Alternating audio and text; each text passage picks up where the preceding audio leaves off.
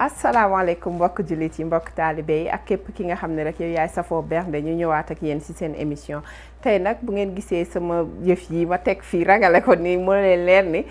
jus laay defar mais tey jii du ma defar jus per se mais damay defar sirop. Voilà, sirop laay defar nga xamante ni dañ siy basé wu pour defar ay jus si sirop boobu. Donc comme nu ngeen ko gisee sirop bi ce sera à base de bissap. Donc ñu ngi amee fii bissap bu xonq bi moom laay jël baxal ko après gis nga naanaa mu ngi fi am nañu essence vanille pour ku mu neex am aussi ndox ak sucre. Léegi pour sirop bi da ngay defar simple syrup moom mooy sirop simple bi nga xam ne c'est fait à base de ndox ak de sucre.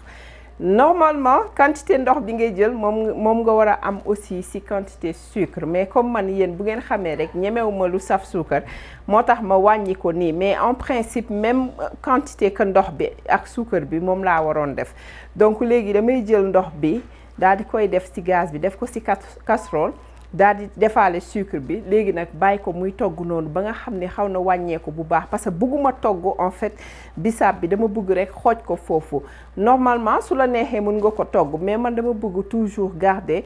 bienfait yi nga xam ne moo nekk ci biir bisaab. Donc sans plus tarder duñ def rek lu dul ànd ak yéen ci waañ wi bismillah.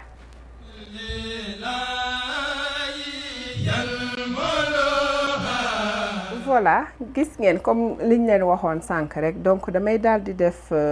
suukar bi ak ndox bi yépp donc ma ñëw def ndox bismillah. ñu jël sucre ku nekk sucre bi nga am même bu dee substitut yi gis nga substitut mun nga def aussi donc ñu daal di def léegi nag bàyyi ko nii muy bax parce que li ñu soxla mooy suukar bi seey ba nga xam ne day xaw a mel ni sirop noonu. Donc moom la ñuy wut du ñu def lenn fi mu nekk nii dañ koy bàyyi nii rek tout tranquillement ba ci kanam tuuti incha allah. Voilà gis ngeen commencé na baax nii léegi pour bañ mu cristalliser wu nii li may def mooy damay daal di jël citron ma def ci tuuti rek genn wàll laay jël def ko ci comme ça du cristalliser wu nga xam ne dañ ko mën a bàyyi mu baax ba ci kanam ak kanam incha allah. Voilà gis ngeen kii baa ngi nii sirop baa ngi nii gis nga mu ngi commencé wàññeeku ndànk léegi nag ku mu neex li nga xam ne bëggoon naa ko wax sànq mooy su la neexee nga def ci lem ou bien nga bañ a def suukar mais defee ko ak lem aussi dafa neex ba bëgg a dee wala nga defee ko maple syrup tamit boobu tamit neex na torop macha allah. Donc ñun dinañ ci sànni tuuti lem rek tuuti. Voilà ngeen gis ko nii. Voilà nii rek baax na donc ñu bàyyi ko mu seey après ñu ñëwaat nga xam ne bu kiyee bu dissolver instant bi nag dañuy daal di ñëw daal di jël suñu bisaab bi daal di ko ci xooj ñu raxas ko ba pare daal di ko ci xooj. Voilà gis ngeen suñu sirop bi mu ngi nii pare na donc li may def nii damay daal di ñëw jël gis nga suñu bisaab bi dañ ko raxas nii ba pare yalandi ko léegi dama ko ciy def bismillah. su ma ko ci defee rek damay def sama naana après ma fay gaz bi donc bàyyi ko ba ci kanam après ay 10 à 15 minutes ba nga xam ne yëf yi sàlli na ci kawam après ñu daal di koy xent réserver ko feneen. Léegi nag li nga xam ne xentu nga ko doo ko sànni parce que day des toujours bisaab ci biir dinaa la wan aussi loolu mun ngeen ko jël ngeen defar ko comme jus de bisaab donc da ngay jëlaat bisaab bi rek defaat ci ndox encore yalandi ko daal di dolli peut-être sirop wala dina am toujours kii lu doy loo xam ne di nga ci mun a am jus boobu jus de bisaab booy naan. Naanaa bi nag c'est selon votre préférence quoi. Man damay bëgg sama bisaab mu saf naanaa loolu sax donc ñu daal di teg ni bu ko defee nag ñu fay gaz bi nag léegi. Voilà gis ngeen suñu bisaab bi dama fàtte sànq mais dañ ko teggi ba segg ko benn segg donc 3 fois laa koy segg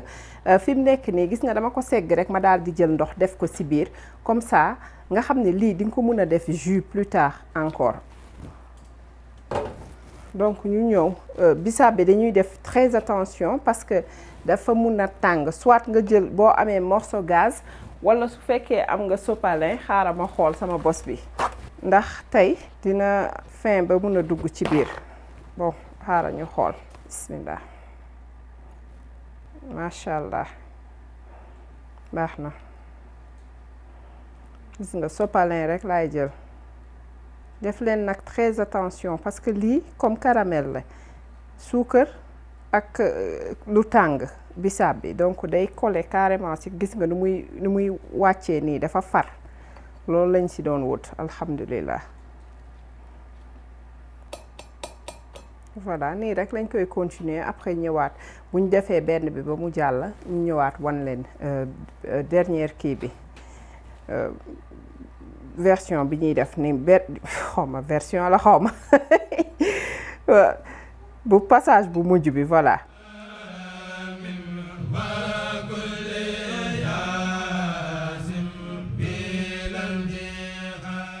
voilà gis ngeen seen sirop de bisaab baa ngi nii ñu defaroon tey jii nag ngeen gis ko mu ngi far ba bëgg a dee dang donc mu ngi nii ñun dinañ leen ko won beneen yoon incha allah ak li nga xam ne yeneen sirop yi nga xam ne nee naa sirop sax man jus yi nga xam ne mën nañ ko booleel ak yooyu donc dinañ ci def quelques jus pour wan leen rek incha allah di leen jox rendez-vous ba beneen yoon di leen wax asalaamaaleykum wa rahmatullah